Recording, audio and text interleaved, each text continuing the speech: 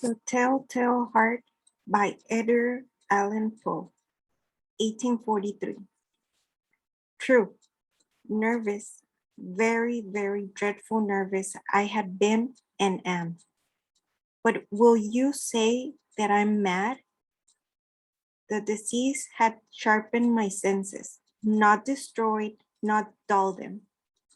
Above all, the sense of hearing acute, I heard all things in the heaven and in the earth. I heard many things in hell. How, then, am I mad? Hearken, and observe how healthily, how calmly I can tell you the whole story. It is possible to say how first the idea entered my brain, but once conceived, it haunted me day and night. Object there was none. Passion there was none. I loved the old man. He had never wronged me. He had never given me insult. For his gold I had no desire. I think it was his eye. Yes, it was this. He had the eye of a vulture, a pale blue eye with a film over it. Whenever it fell upon me, my blood ran cold. And so by degrees, very gradually, I made up my mind to take the life of the old man and thus rid myself of the eye forever. Now, this is the point. You fancy me mad. Madmen know nothing. But you should have seen me.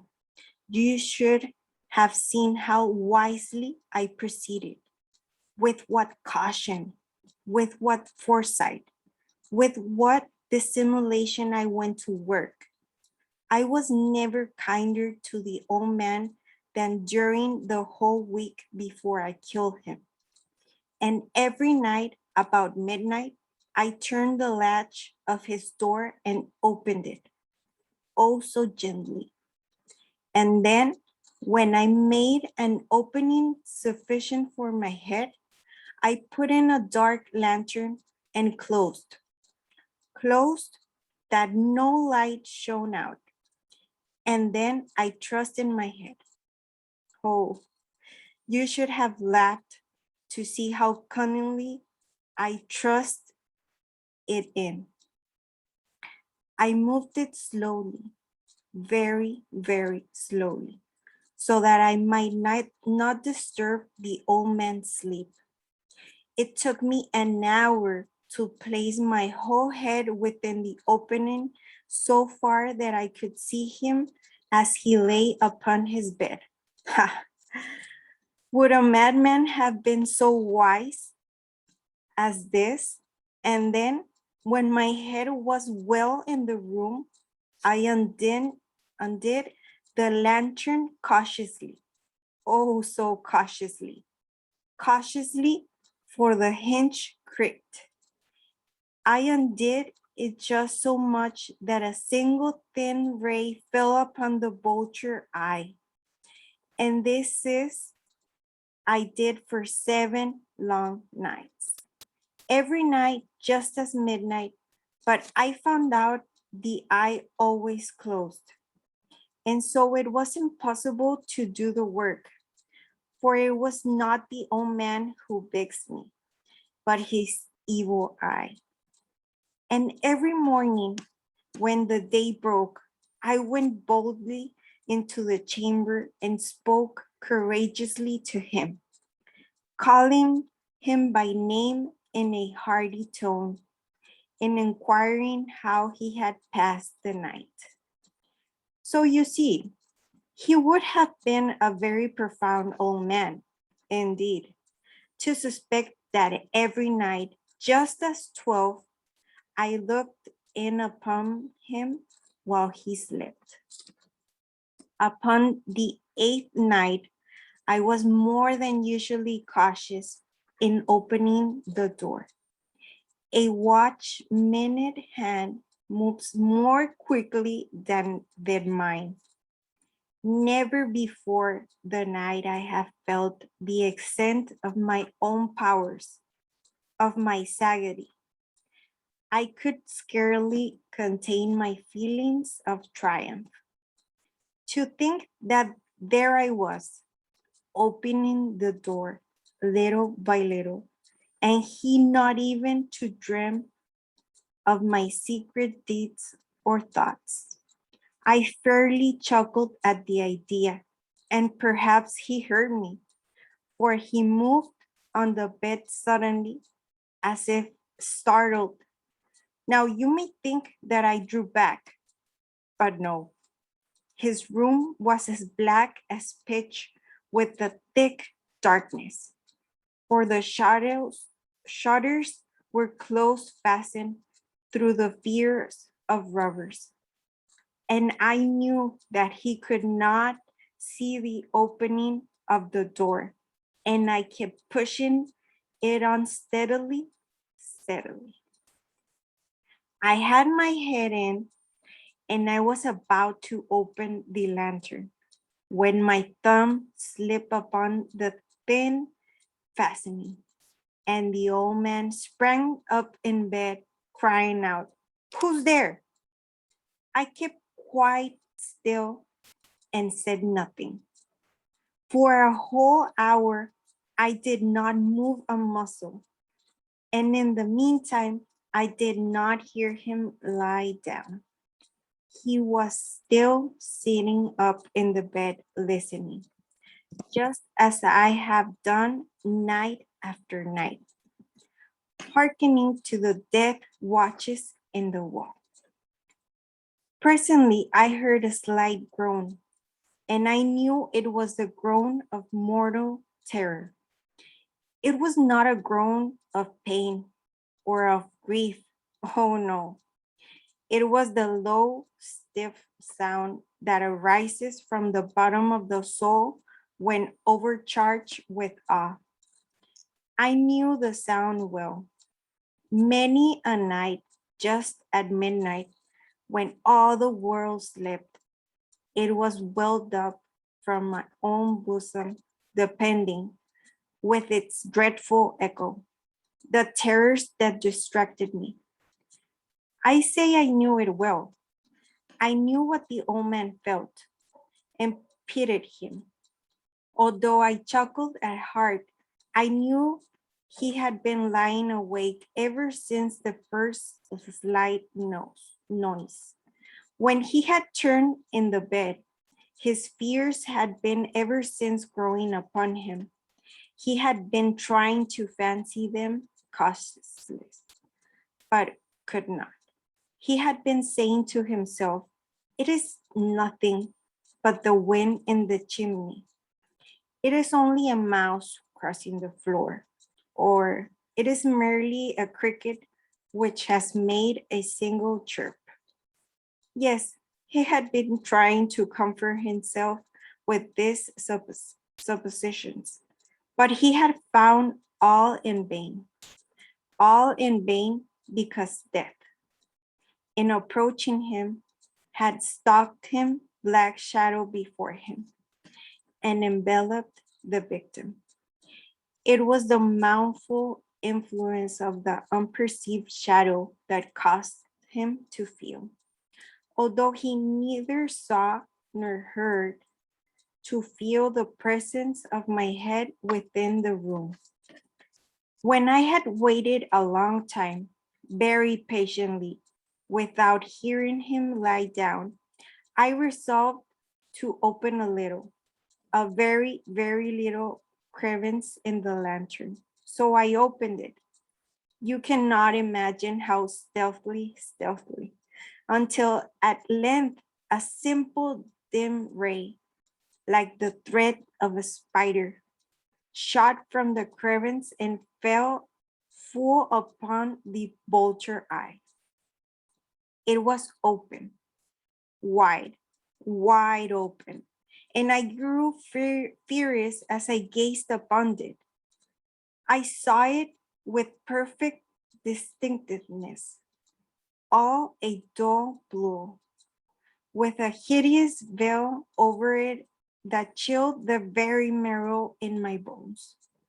But I could see nothing else of the old man's face or person, for I had directed the ray as if by instinct precisely upon the damned spot. And I have not told you that what you mistake for madness is but over acuteness of the sense.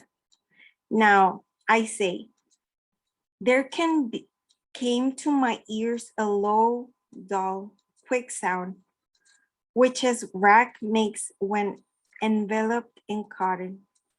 I knew that sound well, too. It was the beating of the old man's heart. It increased my fury, as the beating of a drum stimulates the soldier into courage. But even yet, I refrained and kept still.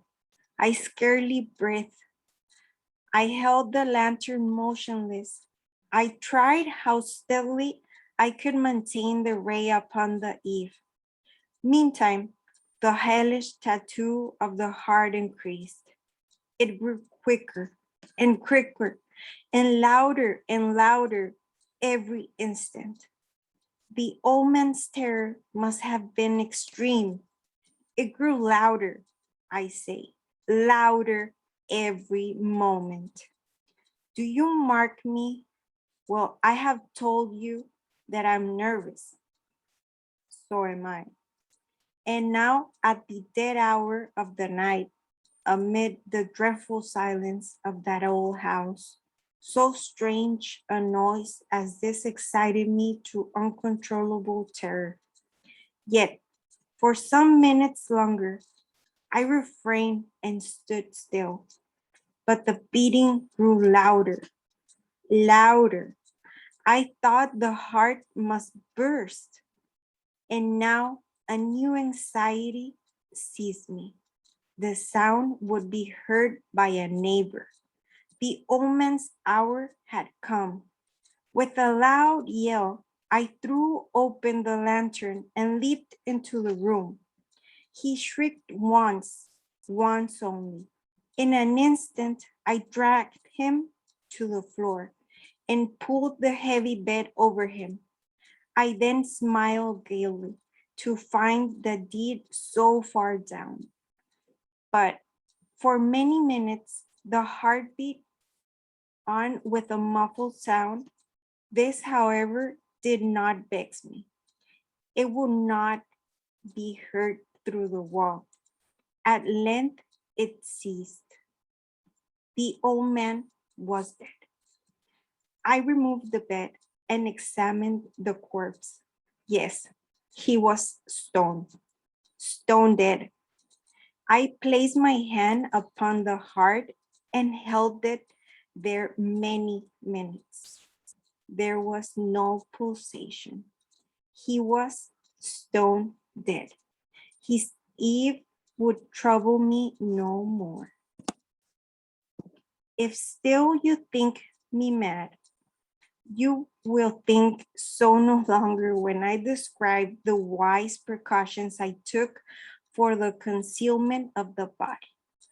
The night wore, and I worked hastily, but in silence.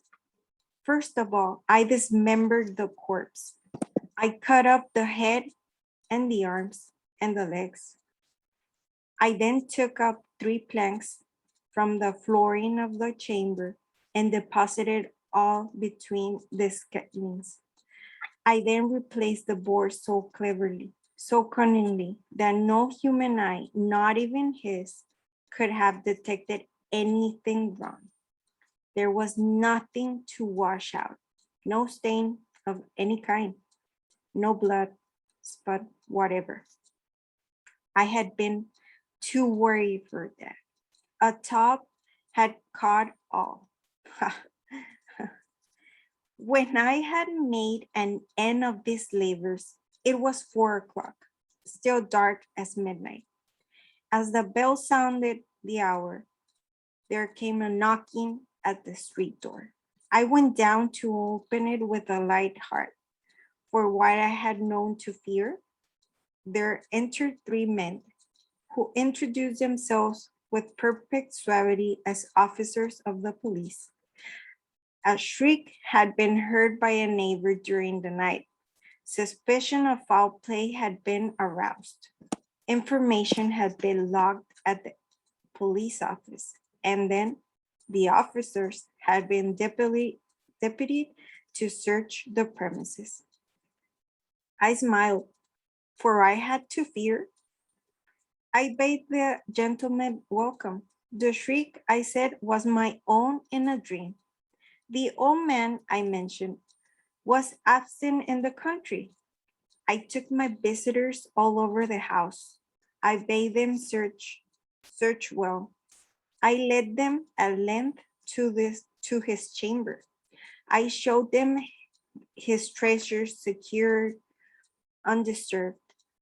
In the enthusiasm of my confidence, I brought chairs into the room and desired them here to rest for their fatigues, while I myself, in the wild audacity of my perfect triumph, placed my own seat upon the very spot beneath which reposed the corpse of the victim.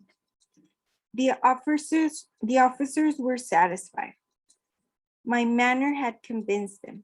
I was singularly at ease. They sat, and while I answered cheerily, they chatted of familiar things, but eerie long. I felt myself getting pale and wished them gone. My head ached, and I fancied a ringing in my ears, but still they had sat and still chatted. The ringing became more distinct. It continued and became more distinct. I talked more freely to get rid of them, but it continued and gained definiteness until at length I found that the noise was not within my ears. No doubt, I now grew very pale, but I talked more fluently and with a heightened voice. Yet the sound increased, and what could I do? It was a low, dull, quick sound, much such a sound as a watch makes when enveloped in cotton. I gasped for breath, and yet the officers heard it not. I talked more quickly, more vehemently, but the noise steadily increased. I aroused and argued about trifles in a high key and with violent gesticulations, but the noise still steadily increased. Why would they not be gone? I paced the floor to go and fro with heavy strides, as if excited to fury by the observations of the men, but the noise steadily increased. Oh God, what could I do?